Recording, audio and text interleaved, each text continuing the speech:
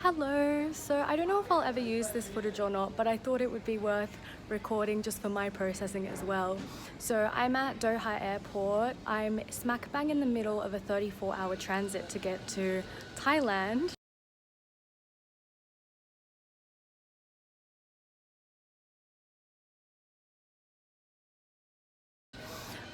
And I just got off my flight, and my flight to Vietnam is delayed by 3 hours, which means I'll also miss my flight to get to Bangkok, and then potentially not be able to stay at my hotel and miss my flight to go down south to get to Koh Phangan. So I'm a bit tired at this point because I've been transiting all day. And so the panic hasn't fully set in, but I'm also surrendering to the process. I know it's going to be okay, and I've been in so many situations while traveling where I was like, fuck, how am I going to work with this? And it's always worked out. I guess like the human fear side of my mind is worrying about the money side, because if I need to book extra flights with my money, I've only got like maybe 400 Australian dollars in my bank account at the moment. But the other blessing is my soul sister reached out to me from Koh Phangan, and I wasn't sure about the accommodation situation, and she is going to let me stay at her place until mid-January, and she's going to let me borrow her scooter until mid-January. So I'm just gonna focus on this. I'm just gonna rest, and yeah, that's all I can do. I went to the information desk and I was like, hey, so what do I do in this at this point? And it was basically like, look, all you can really do is wait for your flight, and then once you get to Vietnam, they'll hopefully sort something out with the other airline to get you to Bangkok. So just gotta trust. Just gotta trust. Sending you so much love. Talk to you soon. Bye. Okay, so update. I've been traveling for a day and a half now, and I'm in Vietnam, and it was a bit of a fuck around to get everything organized, but this lovely girl organized for me to get a flight tomorrow morning to Bangkok instead of the afternoon like originally planned.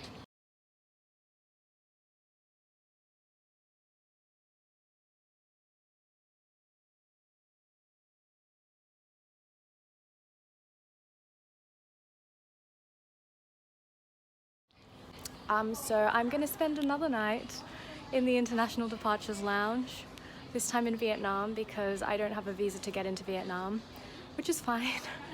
And yeah, which means I won't have to rebook my ticket to go to the south of Thailand, nor will I have to forfeit my accommodation fee for the first night or any of that. So I had like a good cry before, I guess because it was just so much to process, and I guess I was holding things in as well, and yeah, I'm just really relieved now.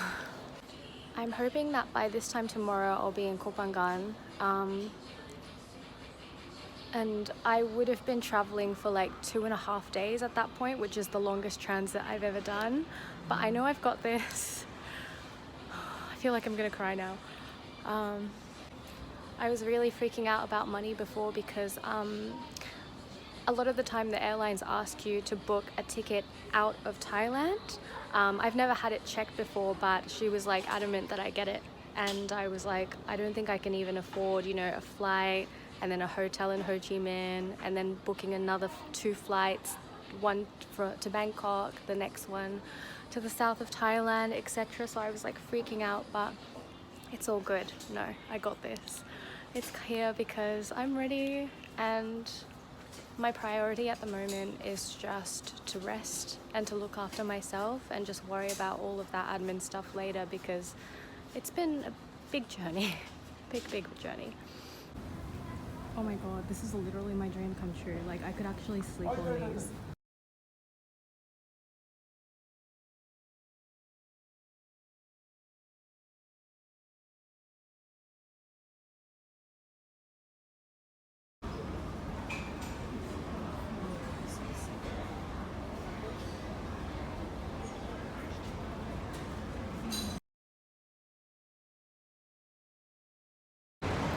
Hello, I am at Bangkok Airport, and I've officially been transiting for just over 48 hours now, but I'm feeling really good because even when we were flying over Bangkok, I could just feel the shift in energy from Ho Chi Minh City, and it's just a lot more soft and gentle and warm, and like I already feel so good just being in Thailand alone.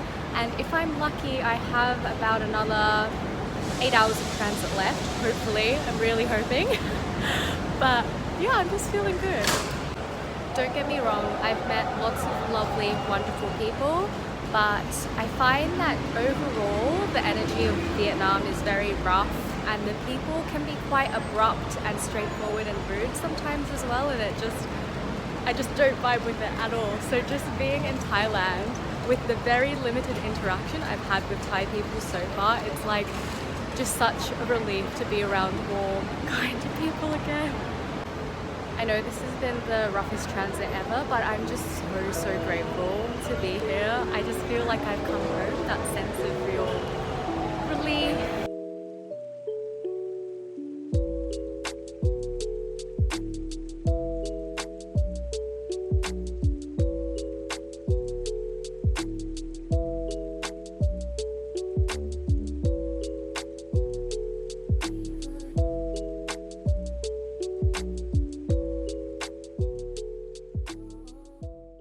Hello, Editing Miku here, at your service once again in this video.